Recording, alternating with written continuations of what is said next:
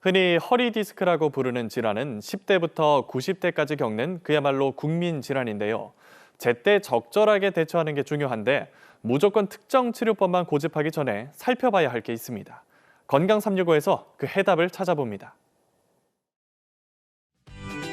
허리 디스크로 병원을 찾은 환자 2명 가운데 1명은 청장년층입니다. 더 이상 노년기에 얻는 병이라고 안심할 수 없는 이유입니다.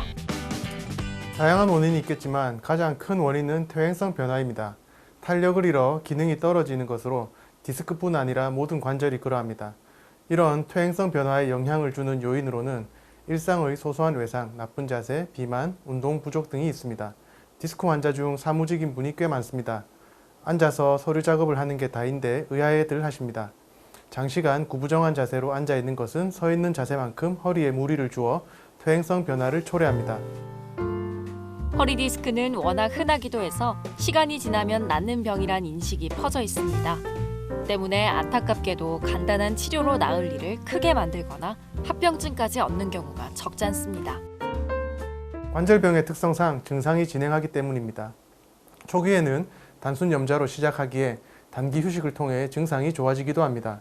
다만 반복되어 나타나거나 회복 시간이 길어지고 방사통 등의 신경 증상이 나타난다면 정확한 병의 진단 및 진행 정도를 확인하여 단계에 맞는 적절한 치료 및 재활 교정을 해야 합니다. 허리 디스크 치료에서 중요한 것은 튀어나온 디스크를 제자리로 돌려놓는 게 아닙니다. 눌리고 자극받은 척추신경에 염증 반응까지 더해지면 환자가 느끼는 통증도 심해질 수밖에 없습니다.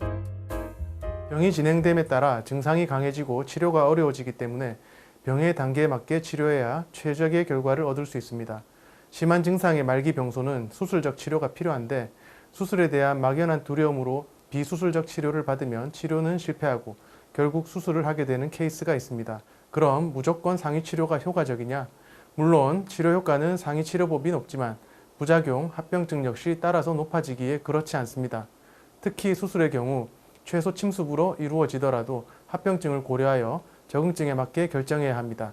따라서 진단 후 병의 단계와 증상에 따라 적절한 치료를 시행하는 것이 가장 중요합니다. 허리 디스크 진단을 받았다면 당장 무리한 운동을 하기보다는 잘못된 습관부터 고치는 게 좋습니다. 하루 종일 앉아있거나 구부정한 자세, 다리를 꼬는 자세가 해당됩니다. 건강 365였습니다.